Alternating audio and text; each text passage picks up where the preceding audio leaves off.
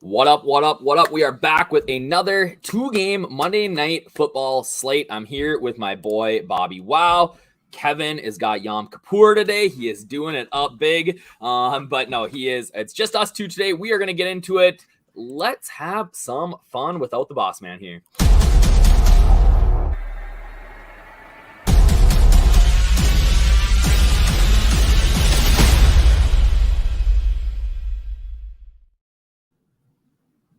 Dude, I wish this was the pizza party. I am starving right now, but we're going to get through it today. We got 2 big games today, Bobbywow. How are you feeling? A lot better than last week. Like last week, it's great having 2 games Monday night. Okay, I'm a big fan of that. But the games this week, the games tonight are so much better than last week. So it's gonna be awesome. Yeah, they really are. I am excited. We got a few injury things that we've got to get through here. My screen is like crooked in the background here. There we go. But yeah, we've got 2 really good games tonight. The first one we're going to talk about though is the Bucs and the Eagles. We are heading down to Tampa Bay. Jalen Hurts and the boys are heading down to play Baker Mayfield. So let me see here. I'm going to bring up our screen and we're going to talk a little bit first before we get to it about my boy DFS spreadsheets and his Showdown analysis. He has added a few new little tricks and tools in here that I am really excited about. But first, before we get down to those new things, you got your standard sort of idea of what lineups are going to look like this week, right? So Philadelphia, we know that over the past 21 games, we're looking at 29% of the time it's the QB, 19 wide receiver, 19 running back. After that, it doesn't really matter. So when we're looking at Philadelphia here, Bobby, right? We're talking about Jalen Hurts. Yeah. All and day.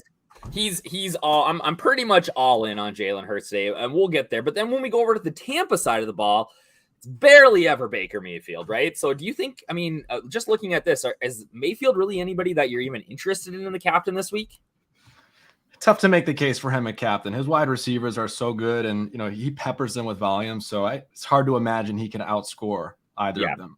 It's really hard to imagine, right? You see these numbers on the wide receivers, but what's interesting here, I think, is that 26% opponent wide receiver rank, which tells me that 26% of the time their opponent's wide receiver is the Nuts captain, and we see that kind of correlates with the Eagles too. So we're talking Devonta Smith, we're talking what's his face? Why am I blanking on AJ Brown?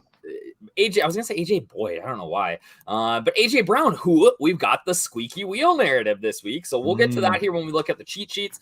But if you go through this sheet again, this is for our VIPs. You can see sort of the captain history, the flex data as well, who is showing up where. Some of the things that spreadsheets pointed out was what we just talked about, right? But maybe this is the big one. Is that we've got 2 sort of immovable objects here. We've got a Philly player has been captain in 71% of their games, but a Tampa Bay player has been captain in 58% of their games too. So don't write off the Bucs in the captain slot tonight, I think is what this is telling me. We've got the historical data for the teams here, but this deep dive is kind of where I wanted to go. All right. So this is a new section that we just added to this article, all right? So the goal of this little section is to find out which flex player correlates with the different captain positions, right? So what it tells us is that if there's a Philadelphia captain that's the quarterback, right? 29% of the time, it's going to be the wide receiver, right? Only 5% of the time the D and 0% of the time the kicker. So basically what that's saying is that if you are playing Jalen Hurts at the captain, you're almost never going to have Jake Elliott in the same lineup. So this sort of breakdown can give you guys a better idea of how to build your lineups. It also is going to show, hey, if Jalen Hurts is the QB captain, right? 5% of the time it's going to be Baker Mayfield in there too. So when you're building in the DS, you can use some of this historical data to try to find some information, right? QB with wide receiver 29% of the time, Tampa Bay, right? If the captain is the quarterback, right? Weirdly, it's just never the quarterback, so these numbers are a little skewed, but if it's the wide receiver, 32% of the time, they are dragging the quarterback with them as well. So then spreadsheets even goes a little bit further to show like what a hand building a lineup would look like. So it could be Tampa wide receiver with the QB, and then you ram it in, for Philadelphia players. Or if you use Hurts, you can go Philly QB, and then you got a lot of room there. If you go Tampa wide receiver and running back, Philly wide receiver, you got some options as well. So just based on sort of the historical data from these two teams, how to build lineups. And I am like really excited that he was able to kind of bring this all together here on and show us some love. Speaking of the main slate, Bills D and Raheem Mostert, Bobbywow, tell me about it. Man, I think Geek was the guy who called Bills D, but it feels like there were a couple of big time calls on that podcast. So hopefully you guys tune in on Friday afternoon, because I mean, half the podcast is Kevin playing clips from videos, making fun of guys, but the other half is really good content. So I was watching that on Saturday morning and giggling to myself about sort of what was going on in the background. But I mean, guys had some big wins. So this is from last Sunday's showdown. Frank will gore you 70K. Are you kidding me, buddy? Get it? And then we've got Nolan yesterday in the flea flicker, 50K. All right, I'm sure he had the Bills D and probably Raheem Mostert in there as well. So big shout out to Nolan. If you are not a DFS Army VIP, obviously you can click the links here in the description below and then use the code. I mean, you can use the code UpNorth. That gets you 10% off for life. But really what you should do is use one of the free codes there at the top of the DFS Army website. You click free up here, free month. You can find out how to get a free month at Prize Picks, Sleeper, Jock Market, Owner's Box, like all of these random websites. But you can get a free month of DFS Army and check it out and see how these guys are winning. So now that we gave the shout outs, Bobby, let's talk a little bit about the cheat sheet. So right now I am on DraftKings. All right. My captains, this is my sheet this week. You did the second game, so we'll get to that here in a little bit. But right now, I mean, if you're building one lineup in a single entry contest, the answer is Jalen Hurts, right? Yes, 100%. I mean, it doesn't get much different than I mean, he's so good. Like, he's a core play for me on FanDuel. We'll get there, but like his props are 44.5 rushing yards, best odds to score a TD, and 238 pass yards. Like, you can see by the projections here, he is blowing everybody out of the water. We don't have captain and flex ownership for this game, but I would say that on a conservative side, we're probably looking at what, 35% in the captain, if not higher. I would say, yeah, that's probably accurate. Right? It's going to be up there. It's going to be up there, right? So Hurts is going to be the guy that you want to do. Now, if you're not playing Jalen Hurts, there are some intriguing options, and one is AJ Brown. So if we look at AJ Brown's game log for the year, it's not that good, right? So what do you think is going on there, Bobby? Man, I mean, you've got production being soaked up by guys like DeAndre Swift. I mean, that dude did everything for this team last week. So Devonta Smith as well.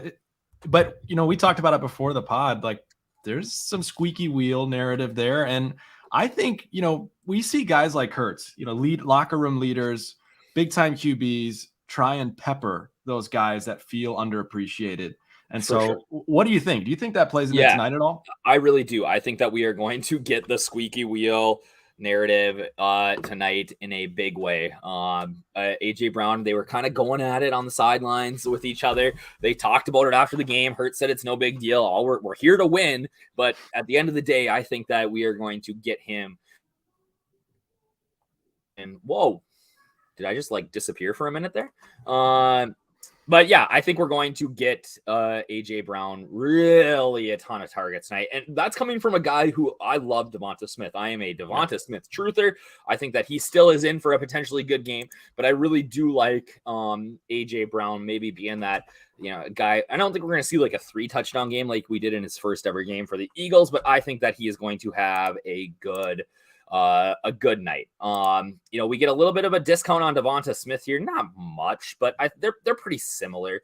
As we go down, though, we said at the beginning of this that don't sleep on those wide receivers for the Bucs, and that starts with Mike Evans, right? He's got 18 targets through 2 games, Bobby. Baker Mayfield likes him. Baker loves him, and let's not forget, though, a little elevated given who they played last week, but Evans has looked awesome, and you know he's probably the next guy in line to put up a ceiling number next to Hurts. So To me, though, Godwin feels a little safer. I don't know. He's priced way down, and it's just interesting to see the difference. I know the production hasn't been there for Godwin, but man, that's a big drop.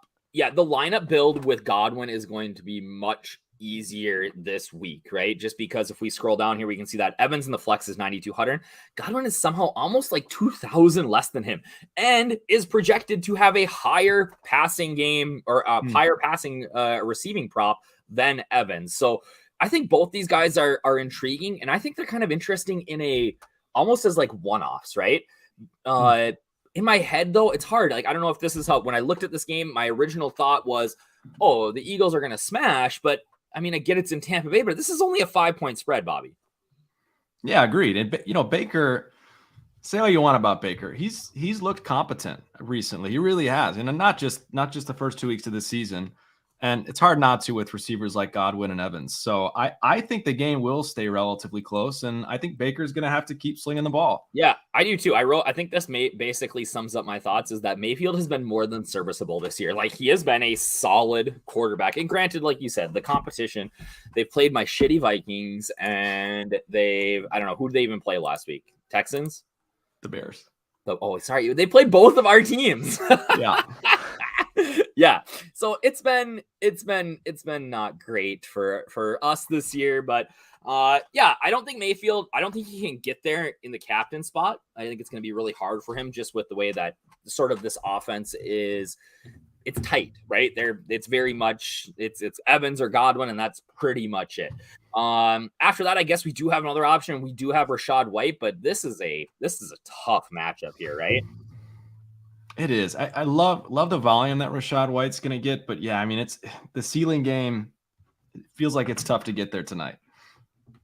Yeah, it's going to be hard for for Rachaad White to get there tonight. And then we come to maybe the biggest question mark on the slate is DeAndre Swift, right? So we've got DeAndre Swift, who went bonkers last week, and now he gets to, again, against my team, thank you very much, and he gets to go up against a Bucs defense that's good. They're not great. But now we get Kenneth Gainwell, who was the clear-cut starter in week 1. So where do you see this sort of going tonight, Bobby? I'm kind of trending back in the direction of I'm not super excited to play any of these Philly running backs. We got Jalen Hurts. That guy didn't vulture everything from Swift last week. But man, how many times we've been burned by the Philly running backs in the past? To me, Swift could have a big game, but you never know. I mean, Kenny Gainwell could be right back into the mix. So I like the idea of being underweight here. I would agree. So let's see kind of what they're not going to give us rushing attempts. Are you kidding me? Give me rushing yards. There we go. We're going to get Kenny Gainwell. No. All right. So the Proptimizer is not showing us these numbers. Let's check DK Sportsbook here real quick to see if we can find an in-game line on these guys, and maybe Vegas can give us a little bit of help here. There you go. You got that 5-point spread, only a 44-point total. I think this game probably goes over. I like the over too. I get the Eagles are obviously pretty good, but okay. So here we go. Kenny Gainwell -120 over 31.5. And we're going to get Swift at 39.5. All right. How about receiving? 11.5 and 9.5. So like we're seeing these guys pretty similar here.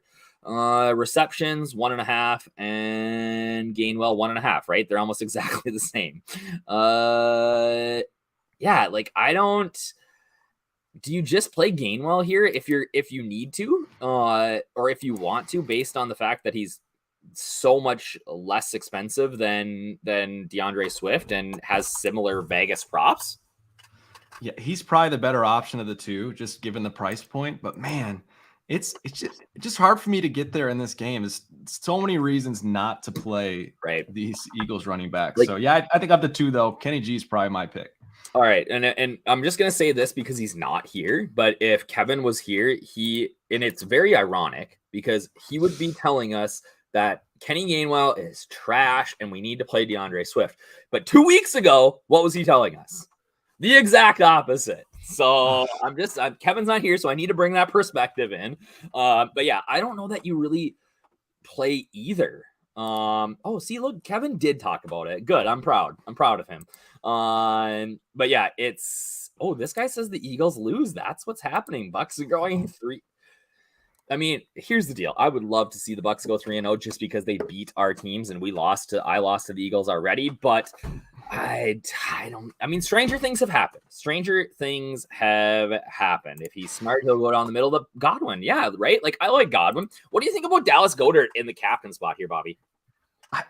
I'm a big fan of tight ends on these showdown slates, and I feel like some point last season we were talking about Goddard, and he ended up popping off as the Nuts captain. So, he's one of those guys that is in that middling price range that we've seen ceiling games out of before. So I love him as a flex option, but I saw you put him up here as, a kind of a punt in the captain slot. I don't mind that either. I don't really either. I think for me, it really comes down to what the lineup looks like, right? And I think he doesn't need if Goddard gets 20 points, he's in the mix as long as Hurts doesn't go for 45, right? Like, I think that's sort of what we're looking at here. So I don't hate it. I don't hate it at all. As we go to the flex, though, obviously I don't have Baker Mayfield as a captain. I think he's a very viable flex option, especially because, like you said, he's going to have to throw the ball, right? If we look at the passing props here, scroll back up, I can see what we've got for passing props. Actually, that's probably in the Proptimizer now, but we got Mayfield, 1 touchdown pass, 230. So obviously we're not talking about a Jalen Hurts type of game here, but I think he's viable. Sure. Question as we go down. I really like Jake. I like kickers in this game. What are your thoughts? I totally agree. Yeah, I mean, kickers they've been good to us so far in showdowns. They really have. And I get that the showdown breakdown sheet that's spreadsheets did says don't play kickers with a Hurts captain, but Jake Elliott has had 12 and 18 DraftKings points in his 2 games so far this season. Like, the guy doesn't miss. He gets plenty of opportunities to kick. And I think Tampa's a good enough defense that they're going to be more of that bend, don't break than, say, for example, your Minnesota Vikings, who just can't stop anyone. Yeah, I agree. I like that. So I'm on the kickers here as a cheaper option. I think that, how about defense, right? Defense. Baker hasn't had a pick yet.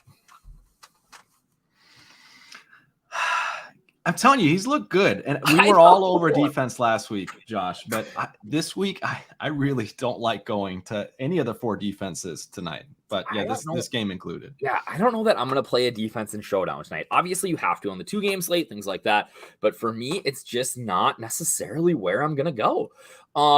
So I'm glad we're sort of on the same page there with defenses. Obviously, the Bucs, they're super cheap. They're 3,200, but I have no interest. Wouldn't it be ironic if Rashad Penny was the guy tonight? Oh my gosh. Are you kidding me? It's not going to happen. He might even be healthy scratched, but that would be hilarious to me after being the massive chalk last week if Rashad Penny ended up being the guy. It's not totally outlandish that he could sneak a touchdown in. I mean, that's the problem with this Eagles backfield. It's so frustrating. It's not outlandish at all, right? And that's why I'm almost like you said earlier, I'm okay with just not playing any Eagles running backs. And if it burns me, it burns me. Kate Otten, I think, is fine. This is where it gets interesting, though. There are some cheap options who are playing a ton in this game, and it's going to come down to Trey. I'm on the right sheet here. Trey Palmer and Devin Tompkins. Tompkins played 45% of the snaps last week, and he brought in exactly 0 targets, but he did have 3. He's $200, and then you've got Trey Palmer at $600. He caught a TD pass in week 1. I don't love it, but it makes some stuff work, Bobby. Tournaments, yeah, I definitely like me some Trey Palmer. So I love the call out. Yeah, I think they're both viable here. I think that even as Zacchaeus, he played a bunch more last week with Kez Watkins getting hurt. They've brought what's his face, Britton Covey onto the 53.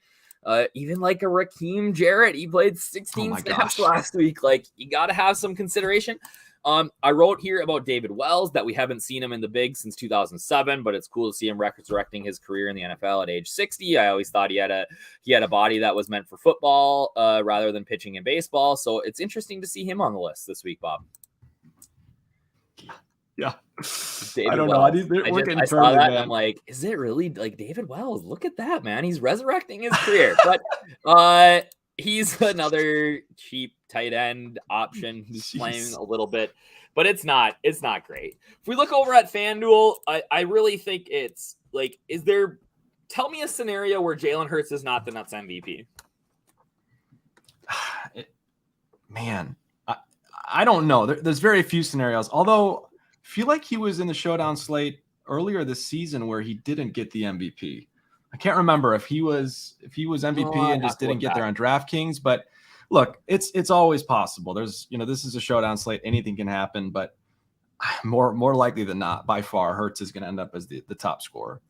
Yeah, right. And I really think like if he's not, then it's probably going to be Mayfield, right? Because it's so hard for somebody that's not the quarterback to win or to be the Nuts on FanDuel. And you're right here. Yeah, I think Baker could go off. I think he is a much better FanDuel play in the MVP than he is in the captain slot on DraftKings. But we believe, us two are both, we are Baker believers here. So I am a fan of it. Boomer playing. Heck yeah. Yeah. I couldn't remember his nickname when I was writing the thing up, but I did look up and see that he's 60 years old.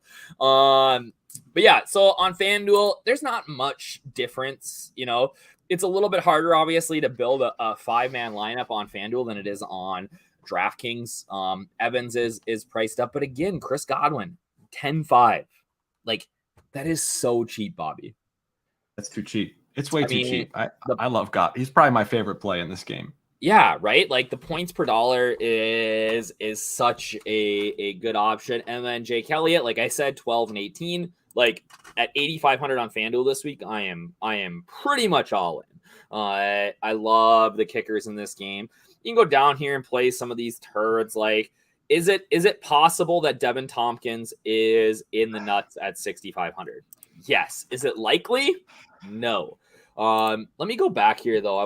I just do want to highlight this because there's some interesting information here over the last 2 years that spreadsheet pointed out about the two, and maybe it'll be in this one too, but about the $200 guys, right? Before we get to the other lineup here, is that 21% of the Nuts lineups had a $200 player. That's a lot. 1 in 5. That's a lot. It's a lot, which is crazy to think. And that's not just because there was some guy that was starting that was cheap, right? And then you look at, I think this is really actionable too, is that 6% of the Nuts lineups have used $50,000 salary cap. Only 6% have used all of the salary. So if you're building in the DS, don't you just knock that down to 49.9 and not even have that? Yeah, especially in tournaments, right? We talk about that all the time. One way to get unique is to lower your ownership or your salary cap a little bit. Yeah, I think that's a great call out.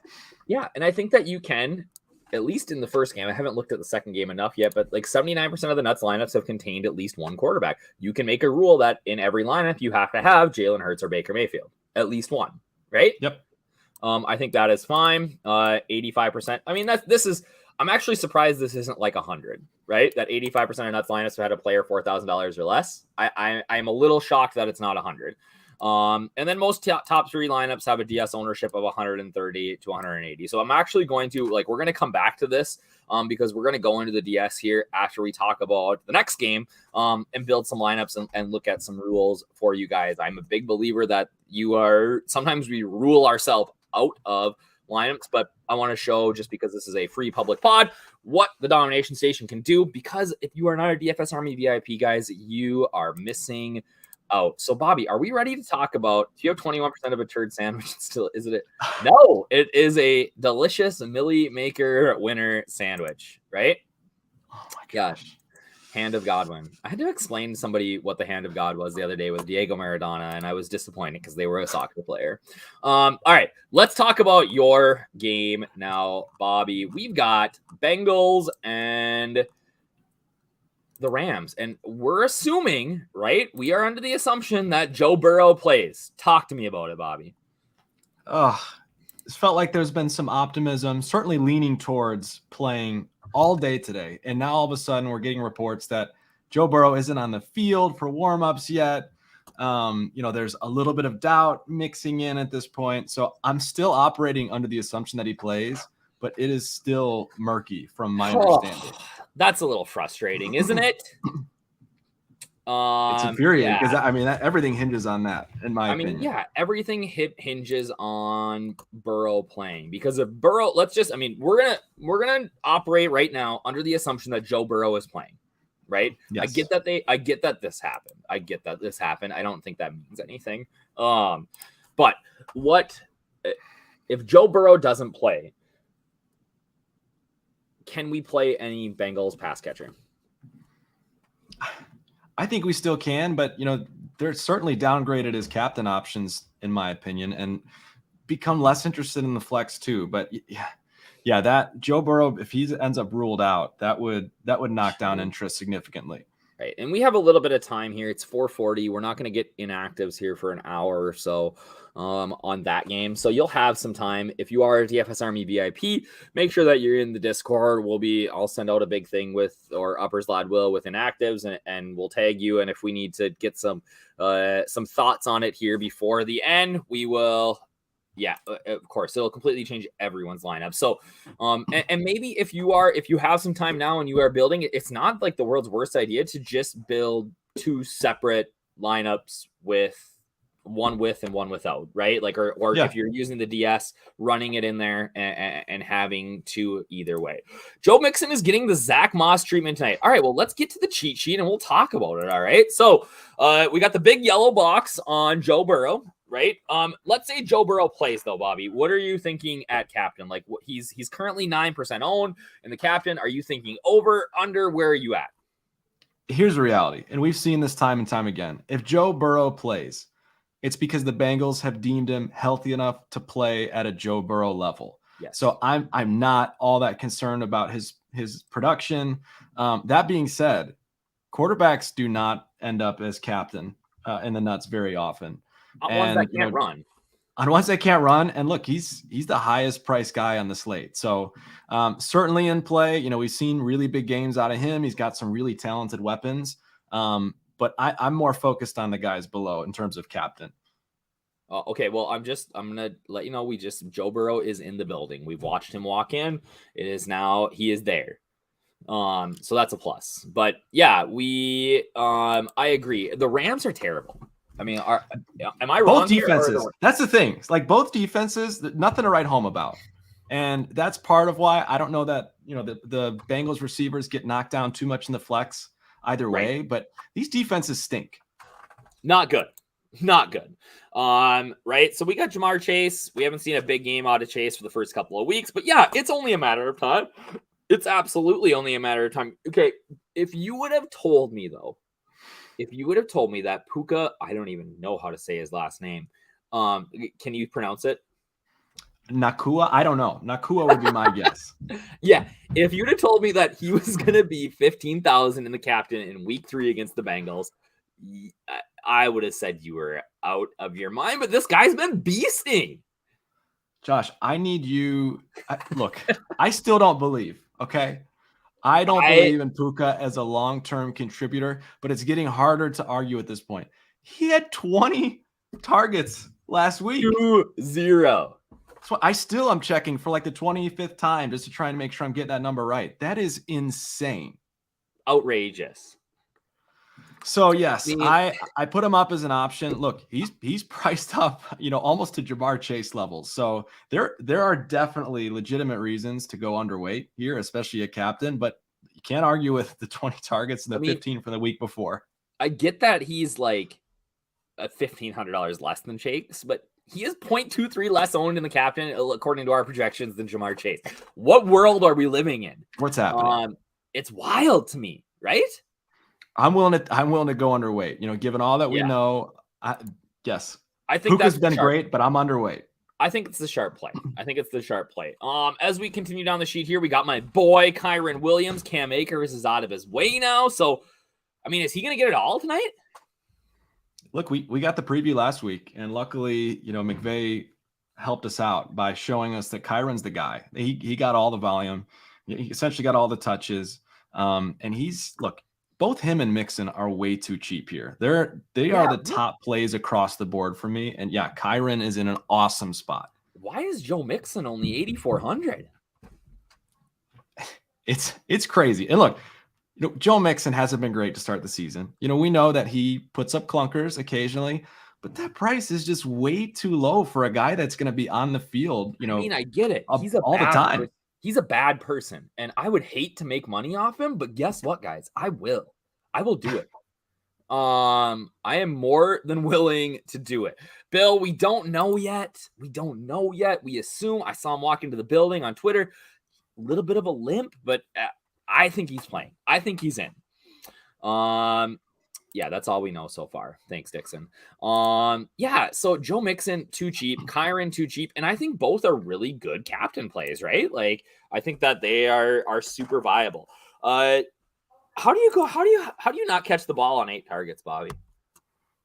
I don't know how that's even possible. But look at the price tag on T. I mean, that guy popped off last week. And he's priced way too low, like 8,600. You could do so much with that on DraftKings. It makes so much work. He's number 3 for me. I got Kyren, Mixon, and T Higgins are my top 3 plays across the board. Yeah, I would agree. I think that's 80, 89 yards, 2 TDs, 8 catches, and like we would have to scroll back, I think, in our chat between me and you and Geek, but I feel like maybe a month ago I said that the Rams defense is going to be historically bad, and we are getting there. They are not good. They're not good. They've lost a billion pieces, and I think it's a miracle that they are where they are so far this season. I posted bad. Like the shell of the defense, and I'm like, who are these guys? Like it's ugly over there. So. But I do think that's good for this game, right? Like we're gonna see. I think that the game total of 45 is way too low here. I think we could see this game really pop off. So now we get into a couple of the cheaper options. We got Tutu Atwell. His hot start has been sort of lost in the Puka. I can't even say that. The Puka hype, right? But 13 catches and 200 yards is pretty good. He's been the number 2 guy. Van Jefferson we'll talk about later, but he's been kind of like the lost child in this offense. Tutu's been really, really good for Tutu standards. And so, don't lose sight of that. I don't love him, but don't lose sight of those numbers because not too shabby. Yeah, no, he's been good, right? Like it breaks my heart that it's not been Van Jefferson. I had to drop him in our season-long league the other week, but like Tutu's been good. And then I like the dart throws here. Higbee, right? He's been super consistent in terms of production.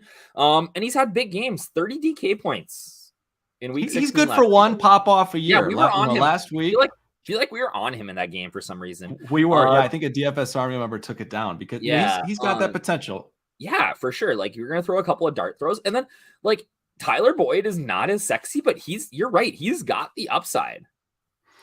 He did it a couple times last year where he was, far and away the top producer for the Bengals. And I think it's noteworthy that he was targeted 11 times last week. That's more than normal for Tyler Boyd. I agree. And I think we could see that again because if Burrow is limited with the ankle, right? Or just like the mobility wise, like Boyd plays that underneath role where he's kind of in the middle of the field and he's going to see a lot of those like medium range targets. So I kind of like a dart throw on Boyd here. I think that he's fine.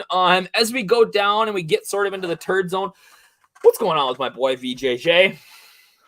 Oh, man, I don't know. I don't know if he's disinterested, if he's got a lingering injury, but for whatever reason, him and Stafford just have not been on the same page. He's been bad. I think he said, 5 catches all season, and it's just been ugly. For a guy that came in as the projected number 1, right? Not what you want to see. Yeah. We didn't talk about Stafford, but, I mean, the guy threw the ball 55 times last week. He did. And he eclipsed 300 yards, but I don't know. We just haven't seen that vintage Stafford performance. maybe in 2 years at this point. Right. And it feels like that's not going to come until Cooper Kupp returns. So he's looked better. He's looked, revitalized a little bit. He looks more competent. He's elevating guys like, Puka and Tutu Atwell, which I think says a lot about Stafford. I just don't think he's got the ceiling game in him tonight. I would agree. He's been good, just good, not great. And once we add maybe Cooper Kupp back into the mix here, this offense could really take off. Unfortunately, their defense sucks. So did we get Irv Smith Jr. ruled out yet? I believe we did. Let me just confirm here. So who is going to be our tight end here now? It's going to be Tanner Hudson, right? Yes, it is. Tanner Hudson was elevated from the practice squad. He's going to play. Drew Sample. Drew Sample is the guy in the depth chart that's next in line. But Tanner Hudson, to me, is the most viable punt in this range. I don't love any of the tight ends for the Bengals. Sure. But look, if you're going to play one, I'm taking my chances with Tanner Hudson. Drew Sample, what has he done? And I think Mitchell Wilcox is the other guy. So it's ugly. Yeah, it's ugly. It's ugly down here. Okay, sorry, I just wanted to get at the tight end here. Travion Williams. I mean, operator too, but Chris Evans is back. So are we thinking that Chris Evans might get the run behind Mixon here, or where's Evans even priced? So Evans is min price too. It's tough to say because Travion, jumped Evans on the depth chart. He's the number 2 guy. But again, like with Samaje Perine off the roster, that RB2 spot isn't seeing nearly what, the volume it saw last season. So look at that price tag on Travion on DraftKings, 3,800, for a guy who, might touch the ball a handful of times at most. 5 times? No, thanks. Okay, actually, JP, we actually just did talk about this. We're talking 85% of the time that there's a QB in the lineup so far in the last season and this season combined. So I think you could make a rule to have a quarterback in your lineup and not try to go without one. So this looks like a 2-gamer question, right? I mean, if it's up to me, I'm taking probably Higbee or Goddard there. I don't even know what the price difference is. But back to the 2-gamer now. Defenses, we said we're not interested. Do you have some interest in the kickers here? You have to. The kickers have been, they've been gold mines for value this season again so far. Yeah. And they're cheap. Evan McPherson is a bomber. That guy could put up a tournament winning score. Not a captain, okay? No. Don't get carried away, Geek. But he's a phenomenal option in that price range. So love the value with him, and both guys are viable. How about Skoranek too? That's a guy who, I mean, in the playoffs in the, last year or like late in the season, he was a guy that was playing a ton, and now he's doing nothing again. He's doing nothing. And, the thing to note about him is we've seen him be that guy to score a touchdown, that big body to score a touchdown. It wouldn't surprise me if he fell in the end zone, and, $600 on DraftKings, he's worth some looks in deeper tournaments. Yeah. Another guy that's gotten in the end zone before is Trenton Irwin. Remember what he ruined a showdown last year? I think so. Yeah. Oh my gosh, gross. But you're right. He could be a decent punt. Hoist Freeman, is Hoist Freeman going to be active here? I don't know. He was active last week. I didn't even know he was still in the league. It feels like he's been in the league since before I can remember. But I'm not touching him. No, I do like Ronnie Rivers though, as maybe a guy that gets some run if Williams. I mean, here's the deal: like through the first 3 weeks, how many big time running backs have gone down with injuries? So I'm not saying that you can predict injuries, but I think you need to have exposure to some of the backups in showdowns like this because things like that happen, right? Yeah, and McVay talked about Ronnie Rivers. They're very high on him. In Los Angeles, they talked about getting him some more run now that Akers is out. So yeah, it wouldn't surprise me to see him get a little more run either way, but injuries too, we've seen that happen already a couple times. So he's definitely, worth including in your player pool at a minimum. Yeah, I agree. So okay, only very rarely does not QB lineup. Okay, so let's look at I'm going to bring up so I've got the notes here from our boy DFS spreadsheets. So let's open up the domination station in a new tab.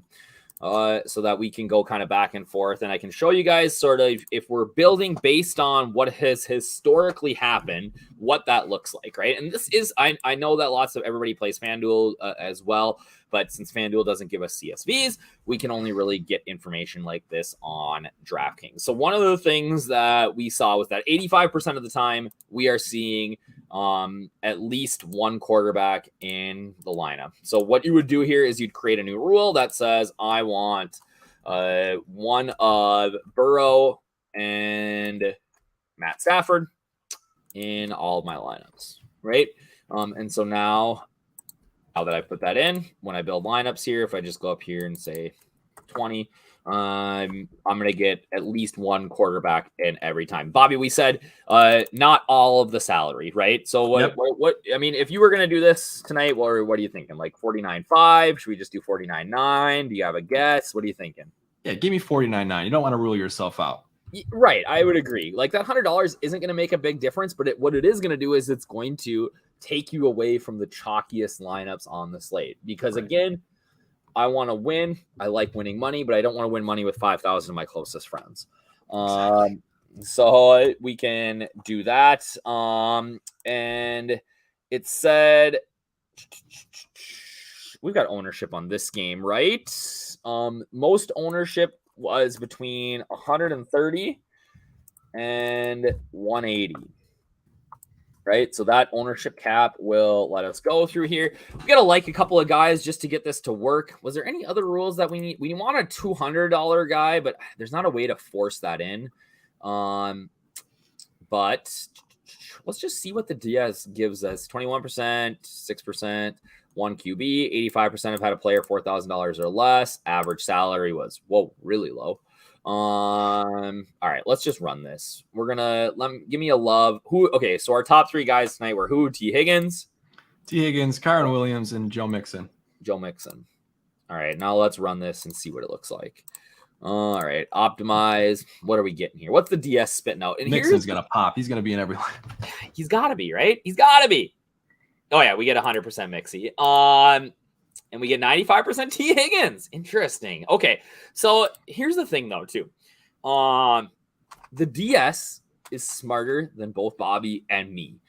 You need to trust the DS sometimes because you see it happen all the time. A guy on Sunday night is saying, dude, the DS put in all this Kenneth Walker. I knocked him down, and look what happened. Or I put in all this Raheem Mostert, and I wasn't comfortable with that. Like, sometimes you just got to let it go. So some of these lineups here, all right, we've got... As Geek so profoundly says, let Jesus take the wheel. Let Jesus take the wheel. So we're getting lots of sort of Bengals heavy lineups, right? This one right here, Stafford and Kyren Williams. Now, I don't love that. I know you don't like that. But could this potentially work in a contest that has 165,000 entrants? Sure, yeah. Kyren caught a touchdown last week. Right? The answer is yes. And especially if Stafford throws to some turds that don't have like any ownership, we could see that. Let's go back here and I'm going to add one more little wrinkle to this. And that is the stack probabilities, right? So it shows over time what these look like between these two teams or with both of these teams playing single games. And we can adjust that. Enable team for stacking, right? So we add 30. What does it look like? You don't have to get like perfect, but we can say we want 34 twos. Let's go 10 of these. And now I'm really bad at math. Let's go 15. And we'll let Deezes take the wheel on the rest of these. All right. So now that's going to give me team forced stacks in my lineups. Is it going to change anything? Not really. We're still getting Mixon, captain, 85%. Now, Bobby, if you were building this on your own, he's 11% projected own. If we were only going to play 3 captains, would you adjust this at all? I guess it just depends on what you're trying to do. If you're trying to take down the $1 million contest, I would probably adjust it. But I really, those 3 guys I think are the top options. That's what I'm saying. Like, I think that they are for sure your top options. But if we were going to I mean, ideally what you would do is you would just X out everybody in the captain, right? That's not these 3 names. And then you could set up sort of what you want the rest of it to look like here. So I would say like an exposure max of 60% on Mixon, and then I'd let the DS sort of deal with the other 2. And that's going to show me, right? So it's going to give me 60, 30, 10. I don't hate that at all. Nope. I'm over the field on Kyron. I'd maybe want like 15 here. But again, this is how you can adjust the DS to however or what you're trying to do, right? Now, this isn't something that you should do if you're like playing a 20 max with only 1,000 or 2,000 entrants, but like you're playing the big 20 max, like essentially that's a lottery ticket, right? I'm trying to get the lineup that wins the nuts. And a lot of times the lineup that wins the nuts, guess what? Not super sexy. The one thing that we don't see in here maybe is we're not seeing a lot of $200 guys. We got a little bit of Hoyce Freeman there, but I don't love that. So you would have to go through obviously and kind of curate those numbers to see what you want. Okay, Steven just gave us $4.99, so we got to answer this question, Bobby. I have the top waiver. Do I use it on Devin Ashane, or was that just because of Denver's defense? I don't have Mostert either. I mean, what are the alternative options? I guess who else would you be considering? Who are your running backs? That's what I need to know, right? Like just because you have the top waiver doesn't mean that you necessarily need to get Devin Ashane. I will say this: like they used him in a variety of ways, and I don't think that was necessarily just because of Denver. I think if you don't have any other running backs that you're comfortable with, or you're in a position that you want to pick somebody up because to hide them from the rest of your league, I guess I don't hate that option either. And I guess it depends on if you're using free agent budget or if you're just top of the waiver wire and you get whoever you want because you're the number 1 guy. If you're the number 1 guy, I think you could. I don't know. Again, it just depends on what you have the rest of your lineup.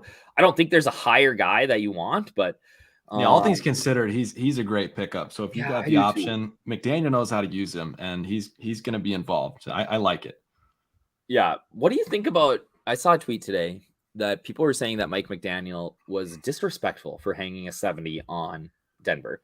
That's what the NFL owners were saying.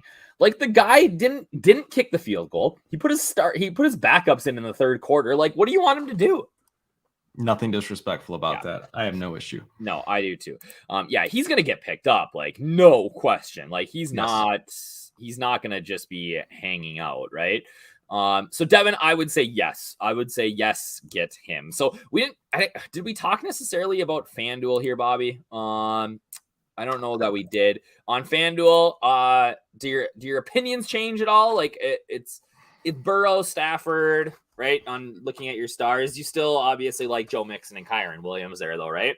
QBs and running backs. Yep. I think all of them are in play. Yeah. Anybody crazy cheap down here? I guess Hudson. I mean, Hudson's cheap. I don't like punting on FanDuel quite as much. No, neither do I. I think, Higbee is way too cheap. He's $8K. So he's probably my favorite value option. Yeah. All day on that. All right. One thing before we go here, let's check and see if we can find inactives because the first game inactives should be out already just to give everybody some help. Before we go. Joey B expected to play. Who is? Joey B, not official, but he's expected to play. All right, we got Eagles and actives. Kez, nothing surprising here, I guess. Mario, Goodrich, Boston Scott. We knew Boston Scott wasn't going to play. Sorry, Geek. Boston Scott's inactive. Yeah. Boy, Boston Scott. Geek's already got his lineups in. He's got 100% Boston Scott in. Gonna have to change him. No Carlton Davis again tonight. Okay, so they thought that Carlton Davis was maybe going to play tonight, but it looks like he is going to be out. After that, nobody else. So I mean, no Carlton Davis. That's a boon, I guess, for AJ Brown and the rest of the Eagles offense. So Bobby, I mean, do we got anything else we need to talk about here? I'm kind of happy with how this went. No Geek tonight. We did it in an hour. 48 minutes. I feel good. I think we covered the main plays. the sprinkles. Tonight's going to be fun, man. I can't wait. I got some lineups in the 2-gamer, some in each showdown. It's going to be a great night. It's going to be fun. I always like, and I like that my kid likes that it's a 6:30 game because he can watch it beforehand, before he has to go to bed. So AJ Brown will smash. I agree. Again, tell us who your favorite turd is in the comments. That's always appreciated. Do you have a favorite turd tonight, Bobby? Oh my gosh, I don't know. Tanner Hudson and Benny Scrow are probably my two favorite turds. I'm gonna say Devin Tompkins is gonna score a touchdown tonight, and whoa. I don't know. I'd have to look. I don't know if I have another one. I'm going Devin Tompkins for the touchdown tonight. That is my call here. Geek is gonna say that Boston Scott scores, so we'll go with that. All right. Deal. All right. So have a great night, everybody. I appreciate you guys watching, and let's get it. We'll be in the Discord chatting it up before lock tonight. Have a great night, everybody. Bye.